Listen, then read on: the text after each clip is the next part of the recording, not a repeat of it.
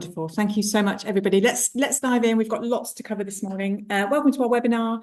We're really happy that you could all join us this morning for our session around accessibility. So we're going to give you an overview, but also lots of practical guidance to take away. And thank you all for the questions you submitted for before the session. So we've got some really good pointers of things you'd like us to cover.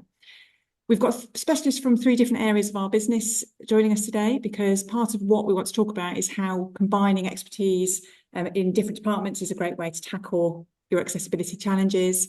So my name's Jo, I'm the head of web operations here at FreshEgg. And alongside me, we've got Callum Grantham, our content director, Matt Smith, front-end development director, and Sarah Simpson, senior experience designer.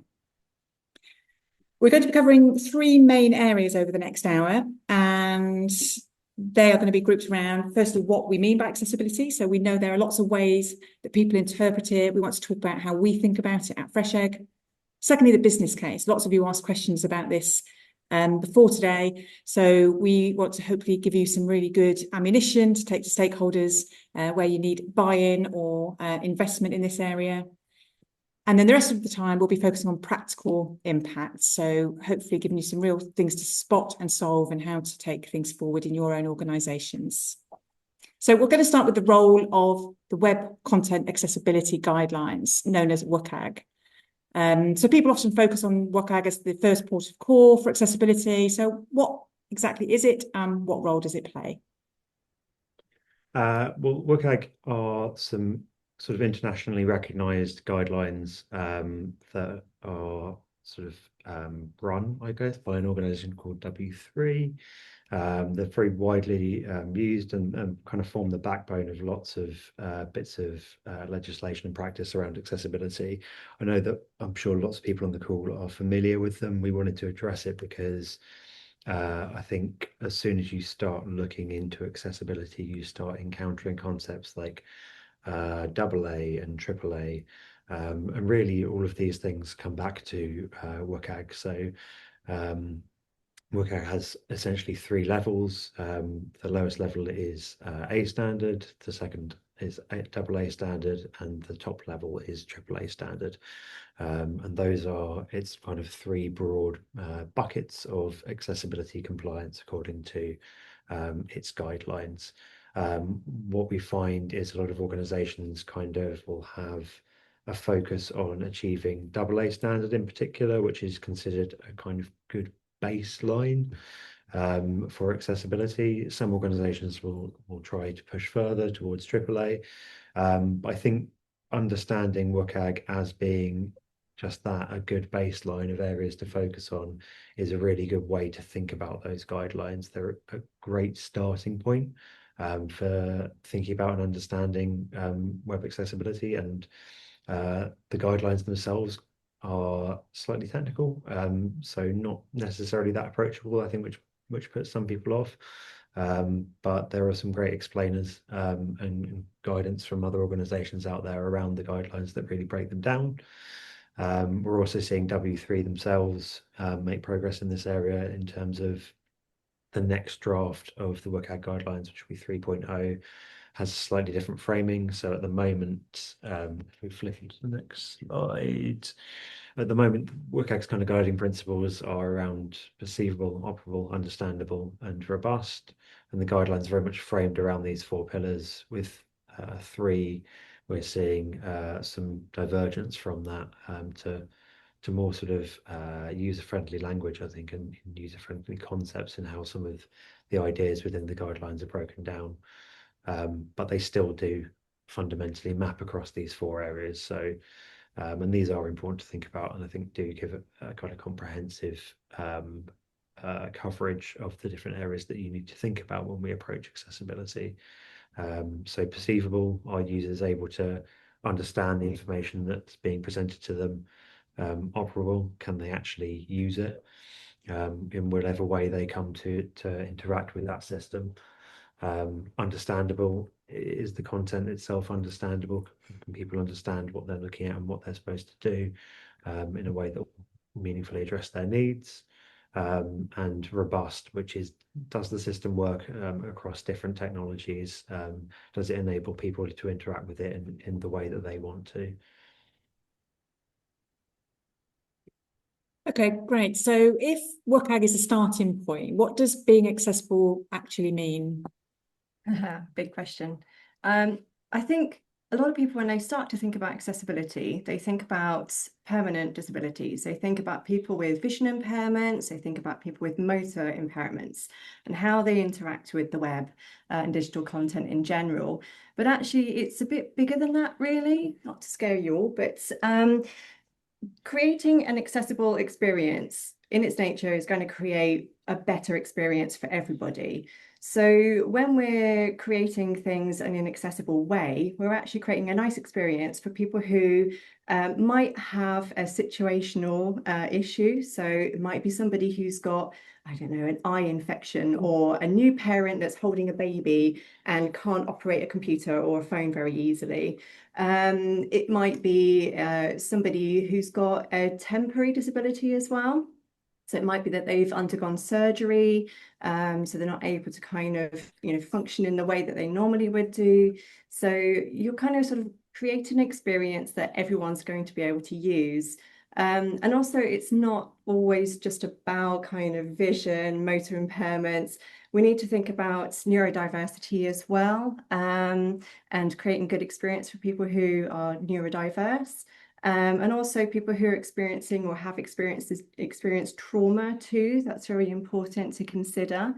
What else is there?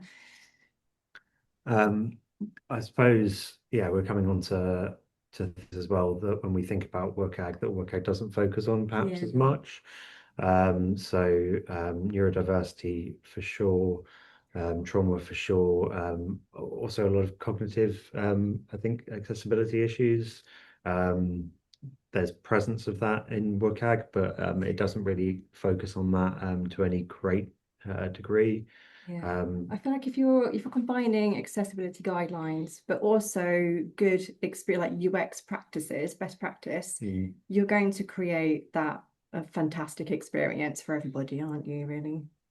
Yeah, exactly. And I think really it all comes back to focusing on people first. So thinking about different contexts that people will bring to things, whether they're in particular situations, even someone outside, using their phone. There might be glare, there might be lots of noise and traffic around them. There are different things that will affect their experience and how accessible that experience is for them. That those things are universal across different experiences. So it's thinking about the context in which people are going to use things first, I think. Yeah, and we've got that little point there that, making the not many people do that, things that you should really be targeting when you're thinking about accessibility. It doesn't matter if you're designing for a niche, you're going to create a better experience overall. That's really interesting. And I think, there's lots covered there that a lot of people wouldn't think about when they think about accessibility. So lots to get people thinking. Just a quick question that's come into the chat. I'll just answer it quickly now. Yes, the slides will be available after the session. We will share that. And any questions that you ask that we don't get to in this hour, we will also follow up with any answers to those. So feel free to put questions in. And like I said, if we can't answer them now, we'll get something out after as follow-up material. Okay, so let's think about the business case then. So we've talked about this, and I think what it comes down to really is, why should people care about thinking about accessibility in their organisations, and what is the impact of not looking at it? Well, you're here at this webinar, so you clearly care about it, and you clearly care about taking your learnings back to your organisation. So there's definitely a moral and an ethical case for accessibility. We should all be caring about this. I'm just going to run you through just a few statistics now, and this is the scale of exclusion. So this is the people that you're going to be impacting if your digital offerings are not accessible. 16.8 million people in the UK have a disability. That was a fairly up-to-date statistic from last year. So that's 25% of the total population in the UK. That's a lot of people using your websites, your apps. And if you're not accessible, you're excluding 25% of the population. That's a lot of people. 15% of people in the UK are neurodivergent, so 10% have dyslexia, 3 to 4% have ADHD, and estimated around 700,000 adults and children are autistic, or on the autistic spectrum, I should say. 2 million people are living with sight loss. This is what a lot of people think about when they think about accessibility, but there's a lot of people to consider there. 1 million blind or partially sighted, 320,000 people registered as sight impaired and severely sight impaired, and 250 people start losing their sight every day in the UK. 73% of potentially disabled customers are still experiencing accessibility barriers. That's a quarter of websites that they visited. That's a lot of websites that are not considering accessibility, sadly. 70% of the worldwide population has experienced trauma in their lifetime. This is an aspect to accessibility that's very often ignored, but affects a lot of us. And when we talk about trauma, we're thinking about big dramatic events. It could be war, it could be a natural disaster, or it could be, and I don't want to kind of play this down, but smaller traumatic events. So that could be divorce, it could be financial issues, it could be relationship issues. 5.6% of people will actually develop PTSD in their lifetime. So a lot of people again, and that's 3.9% of the global population will develop PTSD. Great, thanks, Sarah. So there was quite a lot of questions around when you go to business case, when you want to invest in making your experiences more accessible and making accessibility sort of at the core of your design and development principles. There is, rightly or wrongly, always that kind of revenue versus cost question that comes up. And the good news is that there's lots of evidence around the commercial benefit of making accessible experiences. So I'll share these around afterwards, but we managed to find a few really good case studies and research papers that actually look into this. So this is going to be some really good ammo for you to take to your decision makers and help really influence change. So this one here, UK businesses lose almost £2 billion a month by ignoring the needs of disabled people. So this comes from the Purple Pound. So Purple Pound's a really good resource for all sorts of articles and research papers around accessibility. This one's charity focused. So we at Fresh Egg work with a lot of charities, and there was a study which looked at donation funnels. And donation funnels, they are forms, so they're interactive. So they're actually really ripe for having accessibility issues. We often see forms as being highlighted, missing labels, not being able to use it with your keyboard, etc. So there's £65 million in donations could be lost across the charity sector by not making those forms and funnels accessible. That's the UK as well. And I had to go back in the archives a bit for this one. So this is an old case study, but we wanted to just mention it because it was a direct accessibility initiative. So Tesco's, it was back in 2001, they developed which seemed very, very cheap now, 35,000, a whole Tesco's Access platform. And it was essentially an e-commerce experience, but highly accessible. And they had, I think, over the year, a huge revenue increase. So they went from 52 million to 235 million, so 350% increase just with the launch of this site within a year. So some good stats there, hopefully, to bolster those conversations. And then the most interesting stuff, obviously at the end, is the legal implications, which I think are quite interesting in themselves. Depending on what kind of organisation you work in, you might have more or less onus on some of these bits of legislation. But the Equality Act from 2010 is a really important piece of legislation in the UK. Which makes service providers have legal obligation to make adjustments to their services, and that includes digital services and online as well. There's the 2018 accessibility regulations, which covers the public sector websites. And where we talked about WCAG AA standards earlier, that's about meeting those and making sure that your experience is compliant with those standards. And more recently, or most recently, there's the European Accessibility Act, which only came into force this year. And so it'll be really interesting to follow how that's implemented and what kind of precedents we start to see with businesses who might not comply with that legislation. I think that's an important piece as well, because when we think about the UK, obviously close neighbours with the EU, if we think about trading relationships, customs relationships, we often will sort of follow on from EU legislation and make sure that we are aligned in our legislative practices over here. So that's a really important indicator of where this is going.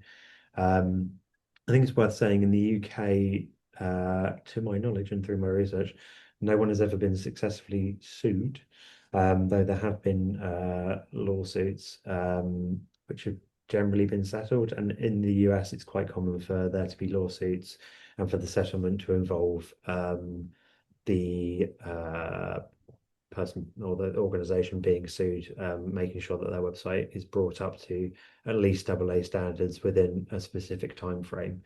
But it's very important to bear these things in mind, and they are, strong bits of legislation. And even if it hasn't happened yet, if there are people and organizations who are not adhering to these legislations, at some stage you'll see more kind of lawsuits and things coming through. So thinking about that section as a whole,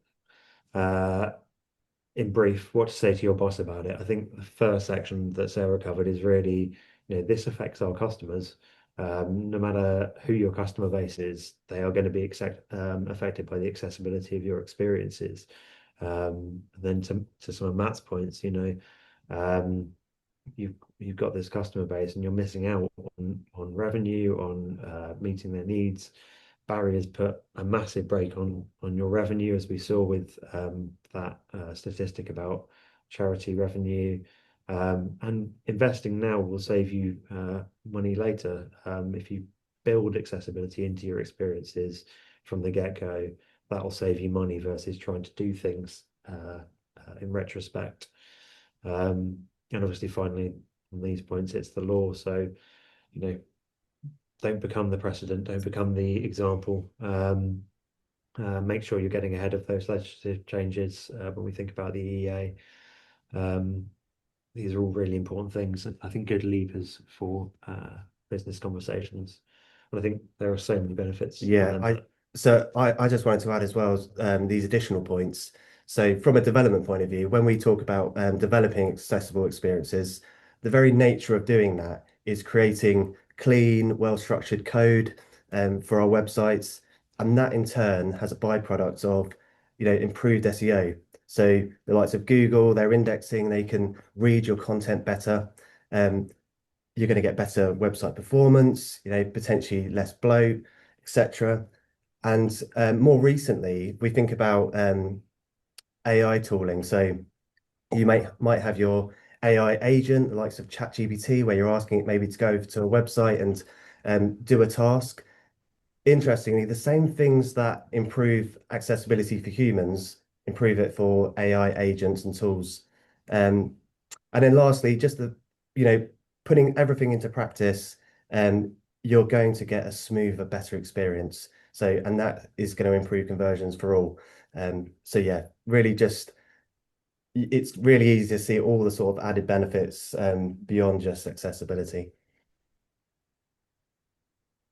Yeah, thanks so much. There's so much information there, and I'm sure hopefully that'll give you lots of things to go back to your businesses and start the conversation. And I think whether it's just you're in an organisation that just aren't talking about this yet, there's lots there to kind of open the eyes about how big this is and how important it is morally and ethically, but also for perhaps the stakeholders that might need a bit more numbers and stats. I think you've got plenty there to get that conversation going. Great. So let's move on now to thinking about how do we actually spot problems? Those of you on the webinar today, perhaps you're responsible for your website. who are marketing, and you're wondering, well, what are these issues and how do we solve them? So what should people be looking for?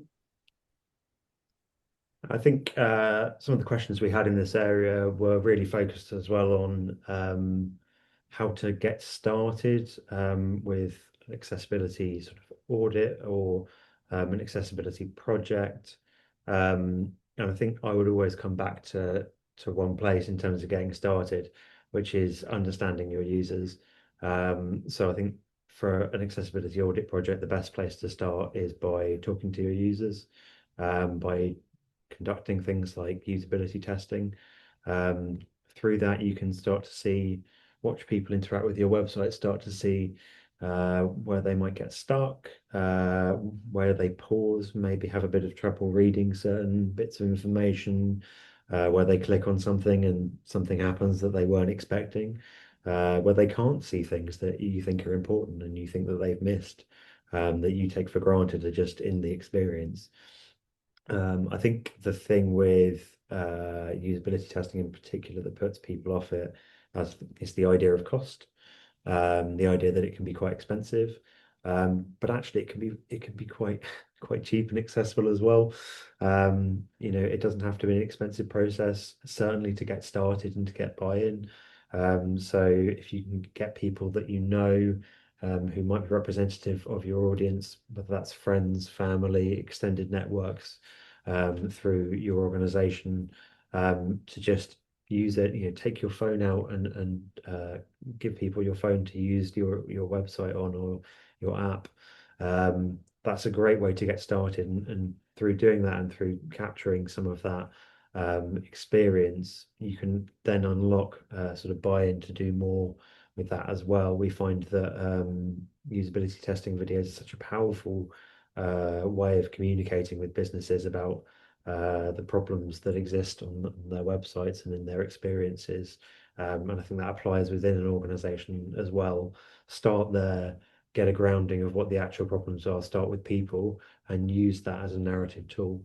I think it's also worth pointing out that it's good to also identify disabled users as well when you're doing user testing, and observing how they're using assistive technology when they're going through your websites or your app. That you get a lot of learning experiences from those, don't you? Indeed, yeah. And again, it's not something to be intimidated by. This is things that you can do to approach people, work with people, understand their experience better. It's really the strongest grounding you can have.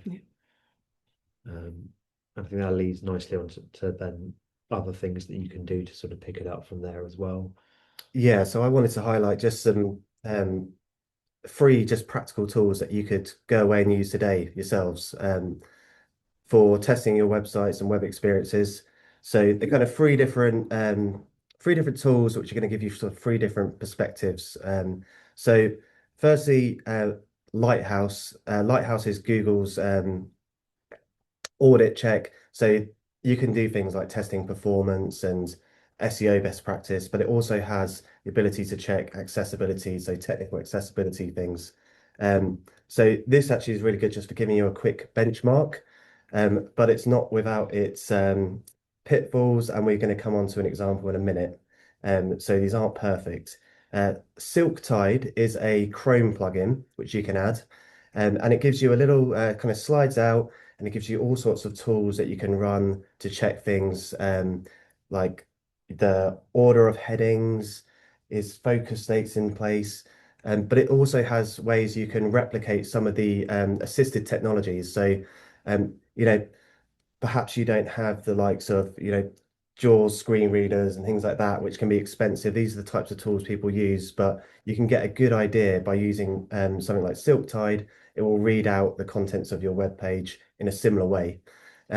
It also has ways of mimicking visual impairments, which is quite interesting. So you can choose their actual kind of medical terms that are specific, and it will replicate in it the best way it can, though. So it might make the screen slightly blurry, it might make it slightly yellowing.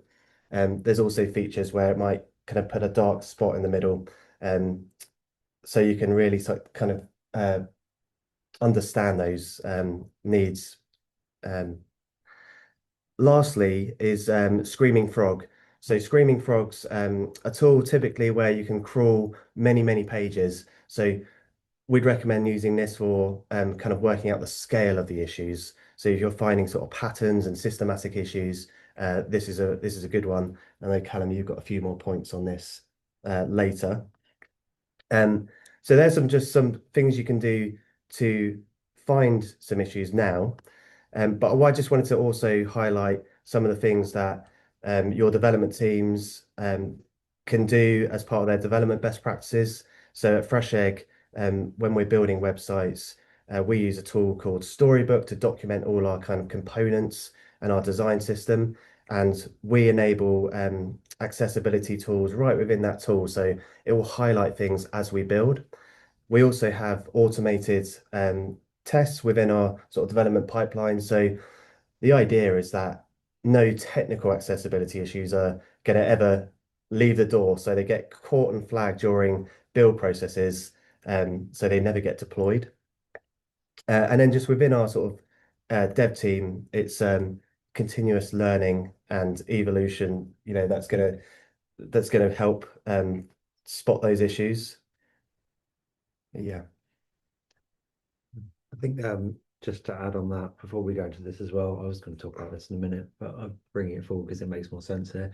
I think even outside of tools, there are some really simple things that you can do. So if you go onto YouTube and you type in quick accessibility checks, there are some great YouTube playlists of people just showing you how to do really simple things like navigate through your experience with your keyboard, or use a screen reader that's native to your device. That are really great ways for you just to get a grounding in sort of quickly spot checking bits of your experience. I think manual testing is really important, and not relying solely on automated tools all the time, just double checking that everything that the automated tool has raised is actually an issue. And that's, you know, where your learning comes in, you know, and understanding accessibility, so you can pick up on those key issues and is it a key issue or not. Yeah, there's a general figure that goes around within the industry that the likes of Lighthouse and those automated tools only actually pick up 30 to 40% of actual accessibility issues. Yeah. Because they're often looking at the kind of symptoms and not the potential. So, you know, it won't necessarily flag if you're missing focus states for keyboard navigation. That really requires that manual testing approach to highlight. So is this a good segue to have a look at Zara? So we have found an example we just wanted to highlight. Very Zara. Right, Yeah. this is going to be very smooth transition right now. Hopefully this will work. Okay, so hopefully you should be seeing Zara website right now. Yeah. So what you're seeing here is over on the right, I've conducted a Lighthouse audit, and great news for Zara. They've scored 100 out of 100. And, you know, you could think, great, that's, you know, we've got really good accessibility. But actually, if we dive into this, into their webpage a little bit more, you're going to see quite a few glaring issues. And hopefully these aren't that difficult to understand. We look down here, this writing, I mean, I can barely read that. So you've got extremely small typography. These things that just don't get flagged. Also, I'll see if I can do this now, but what I'm actually doing is I'm attempting in a minute. I'm using my alt tab key, sorry, to focus through all the elements on the page. And you might have noticed I focused through all the header items, but after that, I'm kind of lost in a world where nothing's quite happening, and I'm pressing tab, and I can see some social links going, the page isn't changing. So actually there's a real fundamental issue with navigating this page. Yeah.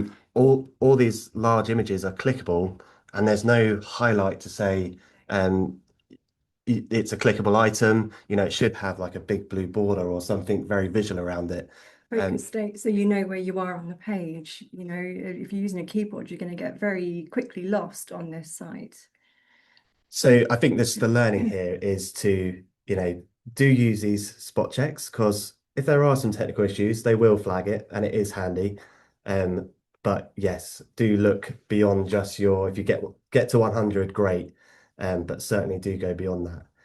That applies really to all of the tools that we talked about, any kind of automated testing, as you said. You mentioned Screaming Frog for the kind of scale picture, and that can give you they'll give you a very long list of AA, AAA compliance where things are being missed in theory, but what it's not doing, one, it still misses things, and two, it doesn't have context.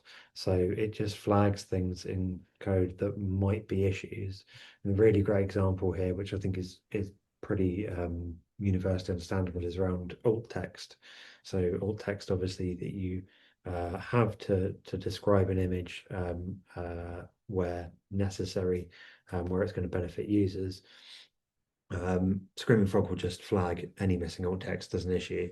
And we had a question about how can you automate alt text at scale. Well, you can use Screaming Frog to crawl your site, get a list of all the images on your site, flag any ones that don't have alt text, and then you can use the API plugin for Gemini or ChatGPT or whichever is your AI tool of choice to generate alt text for all of those. And that sounds great, but Screaming Frog will pull in all of your images, including ones that might not actually need alt text. So a really big thing is decorative images, which have no sort of functional purpose and are there to purely decorate the page visually. Those don't need alt text, but Screaming Frog will still flag their lack of alt text as being an issue. And that's just wanted to pick one really simple example, and there are others within Screaming Frog. It's great that it's in there, and I think that is an SEO tool traditionally, and having that functionality in there, I think, has opened a lot of people's eyes to accessibility, which is great. But there are still big limitations with those tools. Yeah. But before we move on, I was just thinking maybe I can just click on this here, which is Silktide's. So Silktide gives you this little tab, and you can see the types of things here that you can test. So let's just have a look at one of those vision impairment ones, just so you can get an idea. So loss of vision. So this is a good one, and this is the reality for some people. So it really sort of allows you to sort of sympathize and empathize and help design better experiences when you can start to replicate some of those issues. But even simple things like there's a glare option there in paired vision. That's something that all of us experience on a daily basis. We're out with our phones trying to look at a website, well, I wish it was today, but the sun's beating down on our phone. We can't see the screen very well. What does that look like to the average user? So really handy tools there on Silktide. Cool. Did you want to go back to the... Yes, right. Another smooth transition. Right, let's just get rid of that. And okay, whoops. Right, hopefully you're seeing our deck again. Yeah, really good. smooth, lovely. There we go. Oh, yeah. Actually, there's something that we should probably cover off, and that's around accessibility overlays on websites. Matt, you've got quite strong opinions on these. So these are sort of tools that a lot of websites will put on, well, a lot of companies put on their websites if they haven't quite covered off accessibility issues, perhaps. And they're just a way of users being able to access accessibility options to help them navigate that particular website. Yes, and the eagle-eyed amongst you might have noticed that Zara also has. I feel like I'm picking on Zara, but it was a good example as it covered both. Zara does have this. So you may have noticed in the bottom right-hand corner there was a floating kind of person icon. If you click that, it opens up a menu with all sorts of different things that you can do, supposedly to improve accessibility. Pick my words carefully here. So there will be things like resizing the text, better highlighting of links and things. So I think hopefully this is the consensus among us, but I think we all see it as a little bit of a sticking plaster for actual core accessibility issues. So a couple of points I've noticed that browsers in their very nature do many of the features that these tools do. So things like keyboard navigation, the ability to be able to zoom in, set your preferences for your contrast, different contrast modes, text resizing. Browsers natively will have those baked in. So as developers and designers, we want to use those native tools and functionality and not have a third party come in and interfere with that. It actually causes more issues. And we were playing around with a Zara example, and I think there's a feature to highlight links, which when it did it, it turned all the links red, which did highlight it. But then the red with the white ended up having a contrast issue. So it actually introduced an accessibility issue, which is quite interesting. And also those that use assisted technologies, they will have their specialist tools and preferences. So I've mentioned earlier, we've got JAWS, you've got NVDA, which is like a voiceover tool, Apple's voiceover. So these are the types of tools that are used and preferred, and users become comfortable with all of how they use them. The tools with those accessibility overlays aren't necessarily replicating or work in the same way, and they can actually interfere with some of the functionality of that. But above all, it just doesn't fix the root problems. So I think some people see maybe as a bit of a instant compliance, we stick that on and it kind of ticks a box, when really it doesn't actually resolve the underlying issues. So I think, where it might help is a bit of a stopgap until you can address those. So we all kind of agreed that if you have a particularly unaccessible bad experience, having those tools probably might be slightly better than not having those tools. But in general, fix the underlying issues at the root during development. Right. Some really good stuff there. So lots of tools. And I think just as a takeaway, it's, if you're new to this, don't be put off. Those tools can take you further. They can get you on the journey. They can help you find some of your problems, but just be aware they're not going to get you fully accessible. They're not the be all and end all. It's a start in your journey to identify perhaps some of your problems, and don't be tempted to use an overlay to mask problems that you find, other than for perhaps a very short period of time. Okay, great. That was really interesting. So just before we move on to the next section, just want to say, get a couple of questions, couple of hands up. If you can just keep the questions coming into the chat or into the Q&A section. If we can answer them at the end of the session, we will. If not, we will follow up with answers afterwards. So feel free to keep popping questions in there. That's great. As we move on then to thinking about some really practical changes that we can be looking to make to improve accessibility, particularly if you're starting from scratch. So what kind of changes should we be looking for to make? So I'm going to be really repetitious here and say that if you want to bake accessibility in from day one, the best way to do that, again, is to talk to users, to understand what they need, to understand their priorities. By aligning, and this is a general kind of content strategy thing as well, if you're really focused on what people actually need and then kind of map back to what you as an organization also need to get out of the experience, you can be really focused about what you need to deliver.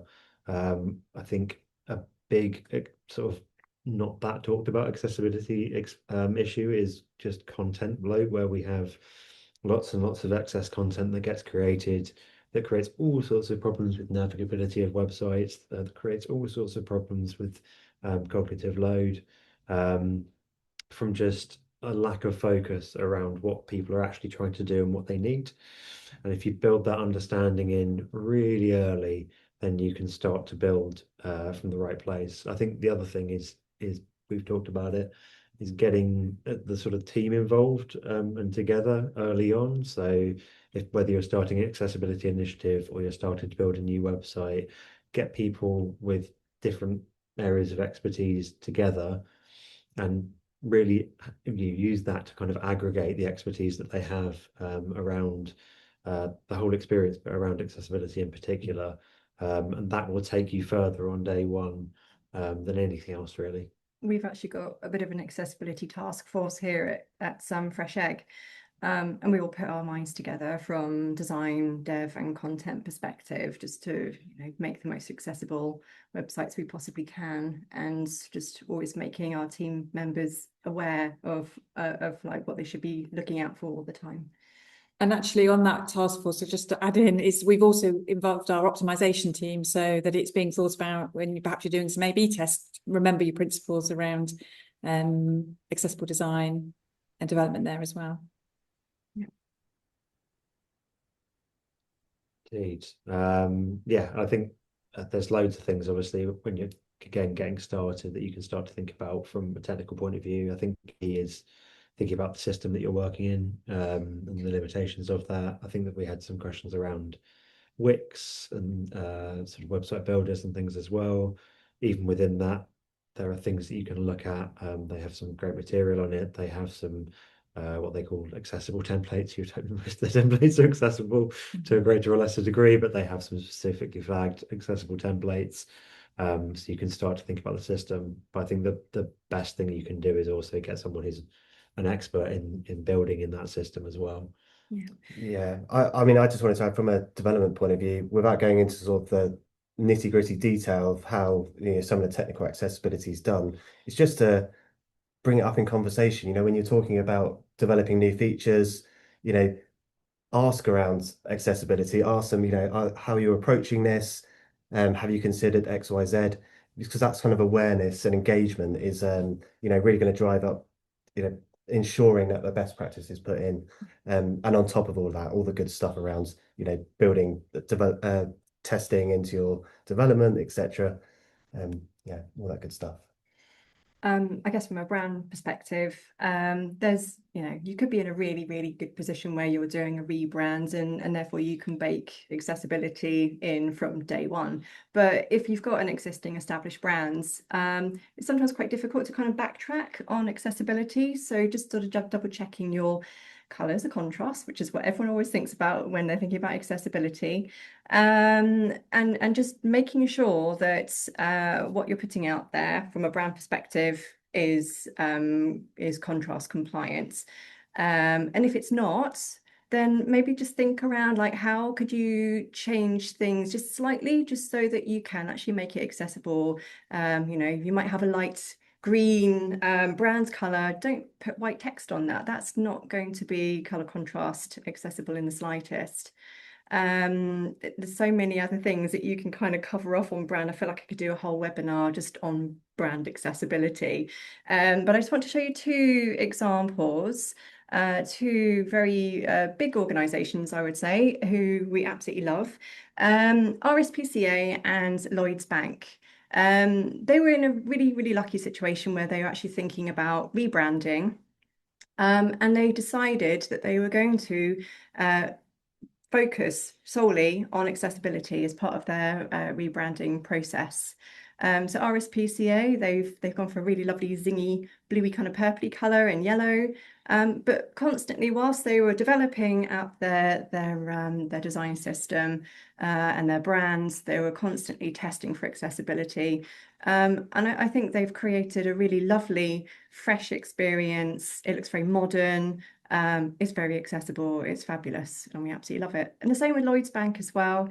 We recently went to a conference and listened to the head designers at Lloyds Bank.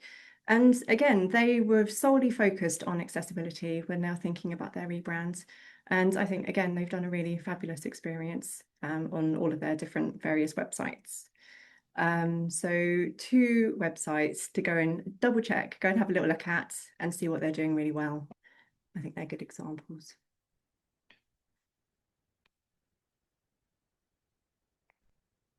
Okay, so I think we just wanted to just list out and some of the kind of simple changes and areas that often get discussed. And I don't think I need to go into massive detail. I'm just going to pick out a couple.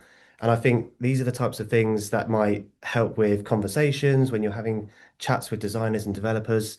So we've already mentioned alt text, hugely important one for people with visual impairments to actually understand visual media on the web.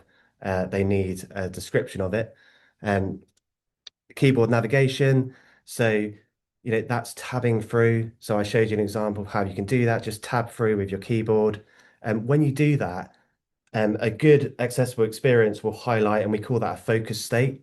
And you will see experiences where you can remove that focus state with some styles. And if you do that, effectively, the experience becomes, redundant. It's impractical to use. So that's just a really obvious, easy one. Forms I mentioned earlier. So there's some technical things with forms should have labels, and then there's an ID on a label that matches with the input that you're typing in. If they're different, then screen readers will struggle to understand when it focuses on an input to type what that input is about. So it's just making sure that those are joined up. You often hear things around headings. So you'll probably be aware on websites you have your H1, your H2, your H3. And with headings, we're looking for a good hierarchy of order. So the very top of the page would be your H1, the next section H2, H3, etc. You can find that you'll skip a heading level, and those headings are really important because when screen readers are reading out those headings, they will put different emphasis on those when it reads them out, and it will describe them as being the top level heading, the heading of a section. You're also here, and I don't think I've got this on the list. So logical structure, and I'm also going to include the word semantics. So you might hear the word semantic markup. So a web page is made out of HTML, and HTML has different elements you can use. So thinks it might be like a button or a navigation. There's actual elements within HTML that you can use for those. But sometimes there are people will attempt to make things like that using what we call a div. And this is just a completely arbitrary element that has no meaning. So if you make your whole web page up with all these various divs and you ignore all the good sort of semantic options you have, then screen readers are really going to struggle to give the kind of experience and understanding of that page. It also helps with things like SEO and stuff like that, which I mentioned earlier. So that's just a few things that you can look at. Again, probably not relevant at the time, but you could spend, days going through in detail all these points. I think another important one is the no traps one, actually. And this is something that, just going back to people who are neurodivergent, being giving people the control that they need on a website to be able to make mistakes. No time limits. Don't set expectations of how long things might take to be done. Somebody's dyslexic, it will probably take them a lot longer to read an article. Yeah, I've got one last point as well, and that is respecting people's preferences. So there are ways that you can stop things like animation on a web page. So you can have a preference to what's called reduce motion. So if you've got an accordion and you, from a brand point of view, you want it to slide down nicely because it looks great. Not everyone wants that because some people find that, distracting, or it's not their preference. It makes them maybe feel like visually like almost seasick effect. So you can actually stop those animations from happening. And things like the ability to be able to respect someone that they change their text size. So there are ways and means where you can build something in such a way that restricts people's abilities to be able to use those native browser features like text size and contrast modes. You can kind of override those, but that's a big no-no. And what about some of the sort of fundamentals that we should be thinking outside of websites, so in other marketing channels? Yeah, so I think that's a really good question. So essentially all of the same things apply pretty much. So when we think about some of these things on the list here, alt text, for example, on images on social and other channels is still a relevant thing. Making sure that we're using formatting headers and things like that. Checking contrast. Checking contrast in our images. making sure that we have logical structure to the information that we're providing to people, making sure that we're using comprehensible language, all the good kind of content stuff. If we think about videos, for example, it's making sure that we have captions and they're correct. It's making sure that we can provide a transcript potentially as follow-up. It's making sure it has a really good descriptive title and a description as well. It's making sure that we do things like fill in metadata and schema associated with that we set up markers that people can, to Matt's point around preferences, so that users can navigate into different parts of the content as they want to. It's making sure that we include things like that in descriptions as well. So away from websites, it's following lots of the same practices and making sure we're applying those. And I think we had a question around also how much of these sorts of things can you do just in content, so away from dev as well. And the answer is you can actually achieve a lot within content. Really, for all of these things, you need the aggregation of our three areas, which is why we're all sitting here. But within content, we can affect all sorts of things. So even from this list, we can see proper headings. Really, as a content person, that's part of your area. You're in charge of that. You should be thinking about things like structure in terms of hierarchy, in terms of flow. Flow is really important. It sounds like a kind of florid narrative thing, but if we think about sort of sentence to sentence flow within a particular experience, so that people can make good sense of what that thing's doing, making sure that the content is sort of stacked appropriately for people to follow along with the sort of underlying semantic narrative within that. Making sure our language is nice and clear, making sure that different bits of information are chunked up, so in easily kind of broken down chunks of specific information, making sure those things are grouped together in a logical way. So there's loads and loads and loads that we can achieve through content, and as a content person, you can also be looking at and checking all of these different things. So when you're thinking about using different components in your CMS, for example, thinking about the colorways on those and going to a contrast checker and making sure that the colors that you're thinking of combining are accessible. So loads of ways that you can influence that, and really it's applying lots of these good things across multiple channels. There was also a question related to that around documents. How do you make documents accessible? And I think if we say documents fall into maybe like PDFs, downloads, our general advice would be to, where possible, create a HTML web page version of that. That's going to give you the most accessible version of it. And then the PDF, it can be a backup for downloading and printing. But yeah, HTML web pages over PDFs, definitely. Yeah, and if you're talking about offline documentation, if you're using Word, make sure that the font you use is nice and it's a nice sans serif font where we've got nice sort of clear lettering. Make sure you're using appropriate size text, so we're not writing in size 8 text. Make sure the points that we've made around having proper headings and structure also apply to Word documents and other documentation as well. So it's really following all of these things through in everything you do. Yeah, and we're almost at time. So there's just quick thoughts really on AI when involved in all this. Obviously, AI, big talking point across all of digital.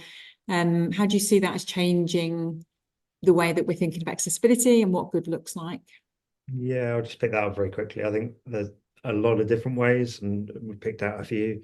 So I think one of the ways, in a really positive way, is providing flexibility for users. So I think I've seen lots of people finding the ability to kind of interrogate content using sort of AI interfaces as really useful in breaking down quite complex concepts, and that's a really good way of making things more accessible to people.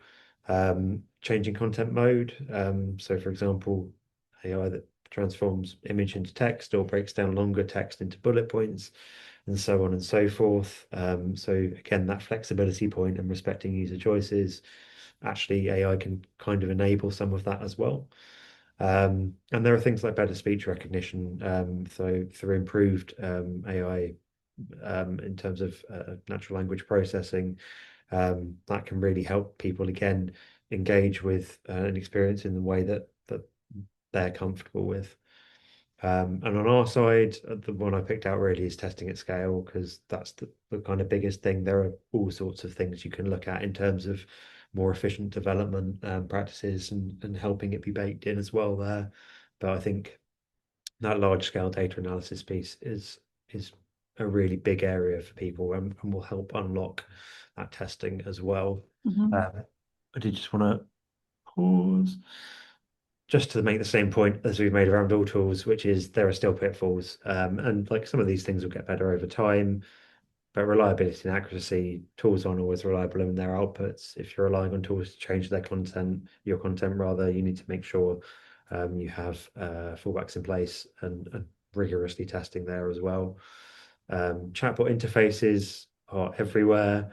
Historically, chatbot interfaces are a massive accessibility problem because they create massive cognitive barrier for people, because they put all the emphasis on the user to know exactly what they're trying to do. And you see that then being applied kind of in more inappropriate ways as well, that could block people from actually engaging with an experience. And then technical limitations, which I think are the same on all the tools. Okay, great. We have 1 minute left to do a very, very quick what does good look like. As I said, we're not going to have time for the questions. There's some great questions that have come in. We will follow up with those. So Sarah, just to wrap us up, what do you think good looks like? 1 minute, oh my goodness.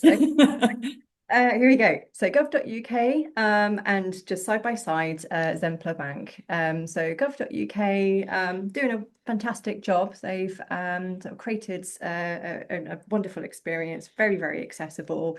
You know, there's definitely a sort of a brand focus, isn't there, with gov.uk. They've specifically designed, you know, in the way that suits them.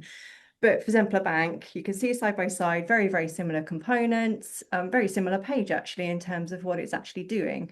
But you can see Zempler Bank, they've applied the same kind of, you know, accessibility guidelines as gov.uk, but they've obviously applied their brand in a really beautiful way.